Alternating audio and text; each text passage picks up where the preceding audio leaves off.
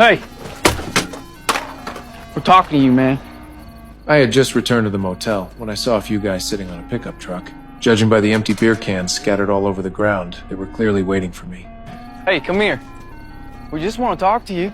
I honestly had no mood to deal with them, because not long ago, my own brother had been murdered. I swore I would find the real killer and avenge him, but those punks could not understand a single word I said. You're about to get your ass kicked. No.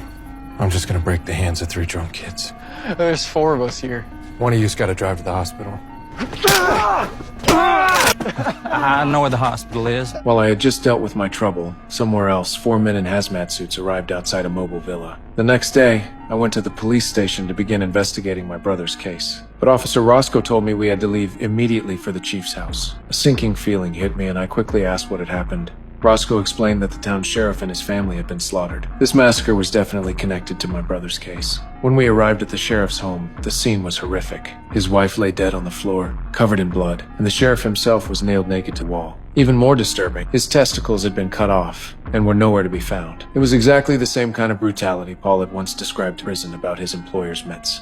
They'd nail me to a wall, literally, in front of my family. Cut my balls off and make me eat them.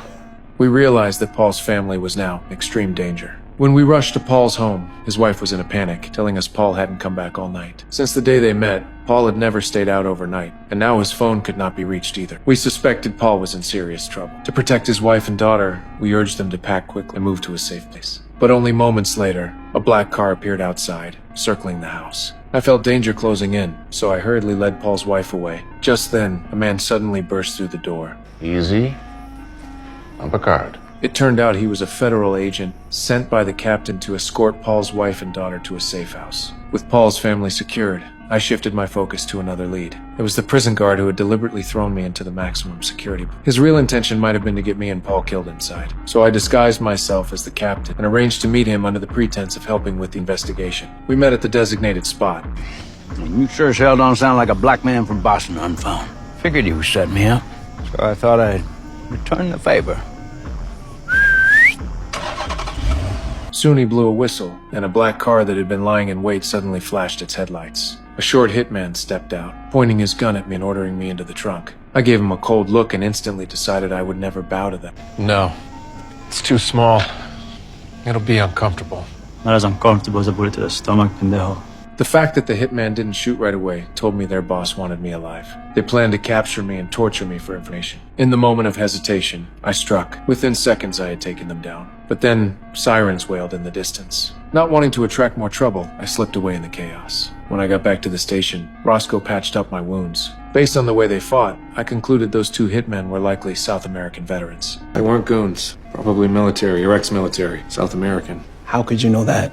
Because if they weren't, I would have killed them within 10 seconds. The next day, Roscoe said she had left something at her house, so I went with her. To our shock, we found the front door had been pried open. We raised our guard and carefully stepped inside. The house was a mess, muddy footprints everywhere, but no one was inside. When Roscoe closed the door, she noticed a line of words carved into the back of it. It was a direct threat from the killer, meant to scare us off from digging deeper. Roscoe was furious, trembling with rage, almost losing control. Keep her safe. I urged her to pack her things and move to a secure location. Before leaving, she pulled out a weapon she had treasured for years and handed it to me, warning me to use it carefully. As we stepped outside, I raised it and fired a round straight into the post ahead.